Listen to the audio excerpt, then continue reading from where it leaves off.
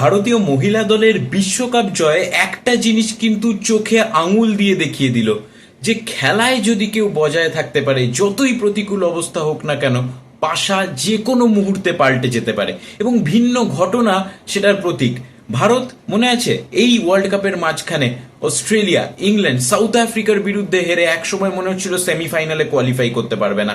Fourth হয়ে সেমিফাইনালে qualify করে, অস্ট্রেলিয়াকে হারায় এবং তারপরে ফাইনালে জয়।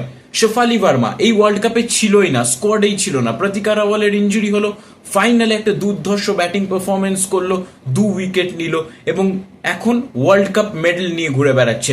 অপরদিকে জেমিমা রড্রিগেজ গত বিশ্বকাপে সুযোগ পায়নি, এই বিশ্বকাপের মাঝে ড্রপ হয়েছিল, কিন্তু তারপরে সেমিফাইনালে কি অনবদ্য একটা সেঞ্চুরি, যার জন্য ভারত ফাইনালে কোয়ালিফাই করলো। স্মৃতি মান্ধানা, হরমনপ্রীত কৌর 2017-তে ভারত যখন ফাইনালে উঠেছিল, ইংল্যান্ডের বিরুদ্ধে হেরে যায়, তারা কিন্তু সেই দলে ছিল, সেই বিশ্বকাপেও তাদের ভালো পারফরমেন্স ছিল।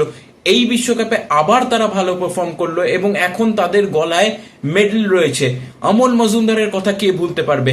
একবারও ভারতীয় পুরুষের জাতীয় দলের হয়ে কোনো ম্যাচ খেলতে পারেনি, কিন্তু আজকে মহিলা দলের কোচ হয়ে বিশ্বকাপ হাতে তুলে নিল।